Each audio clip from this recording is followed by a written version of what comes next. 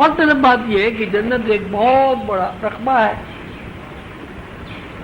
اسی طرح دوزخ بھی ایک بہت بڑا رقبہ ہے۔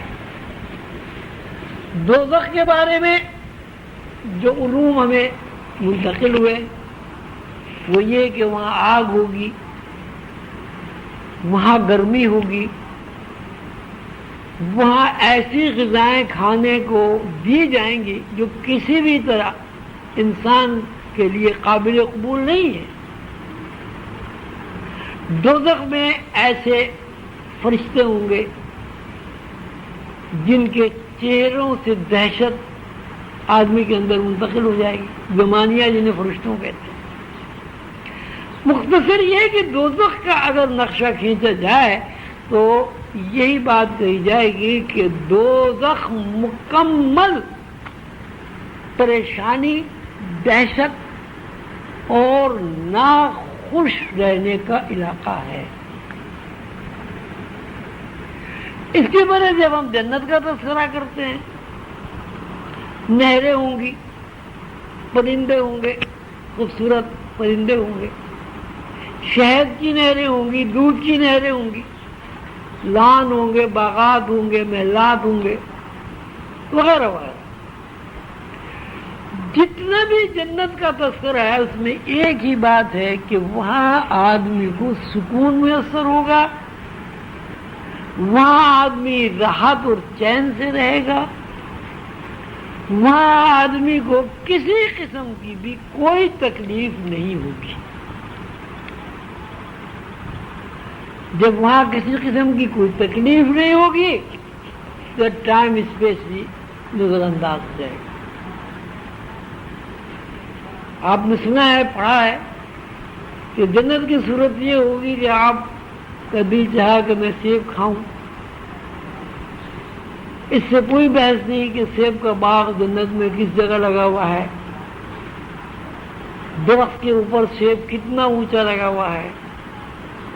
آپ کا دل چاہا کہ میں سیب کھاؤں اور وہ سیب آپ کے سامنے آ کر رکھا جائے۔ اس کا صاف مطلب یہ ہے کہ جنت میں ٹائم اسپیس کی پابندی والی چیز کوئی نہیں ہوگی۔ اب اگر کوئی بندہ اپنے آپ کو ٹائم اسپیس کی پابندی سے آزاد کر لے، ٹائم اسپیس سے نہیں، یہ بہت غور طلب بات، ٹائم اسپیس کی پابندی سے آزاد کر لے۔ اگر ٹائم اسپیس جنت میں نہیں ہوگا تو جنت میں جب اسپیس ہی نہیں ہوگی تو نہریں کہاں چلیں گی، محل کہاں بنیں گے، درخت کہاں لگیں گے، پھل کہاں سے آئیں گے؟ جب جنت میں یہ طے ہو گیا کہ جنت میں نہریں بھی ہیں، جنت میں محلات بھی ہیں، جنت میں باغات بھی ہیں، جنت میں پرندے بھی ہیں،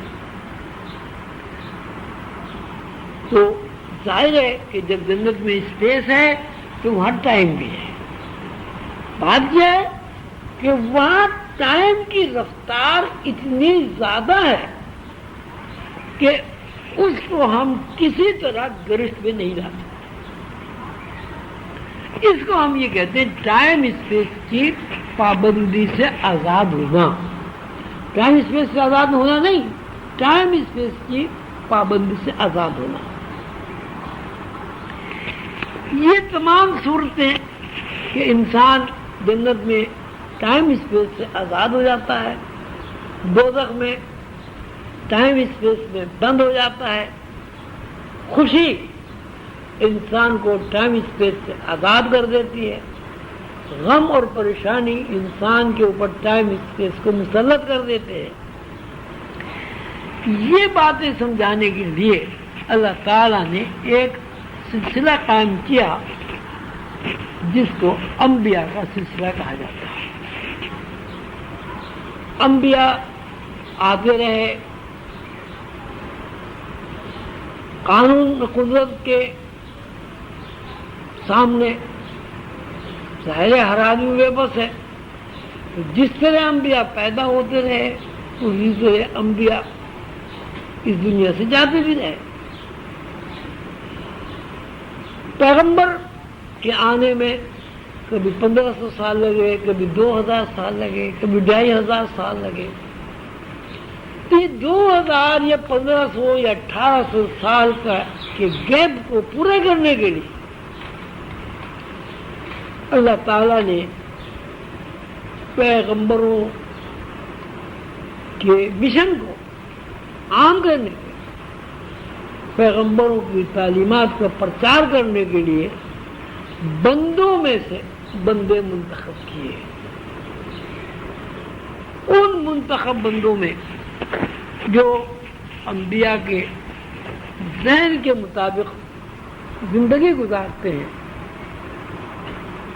لوگ آتے رہے اور ان لوگوں کا بھی سلسلہ آنے جانے کا جاری رہا، انہیں وہ آتے بھی رہے جاتے بھی رہے۔ تو پیغمبروں کو مشن کو عام کرنے کے لیے، پیغمبروں کی تعلیمات عوام الناس تک پہنچانے کے لیے جو لوگ آئے ان کو صوفی، ولی، غوث، قطب، مجذوب، اوتار، قلندر اور ابدال وغیرہ کہا گیا۔ اور یہ صوفی، ولی، غوث، قطب جو ہیں یہ ایک طرح کے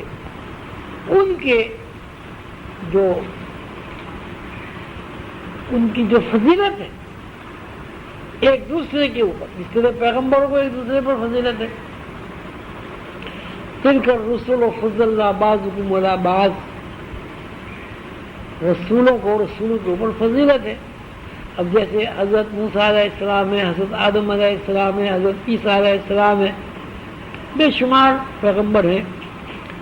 کہا جاتا ہے کہ فلاں پیغمبر کا مقام تیسرا آسمان ہے، فلاں پیغمبر کا مقام پہلا آسمان ہے، فلاں پیغمبر کا مقام چوتھا آسمان ہے۔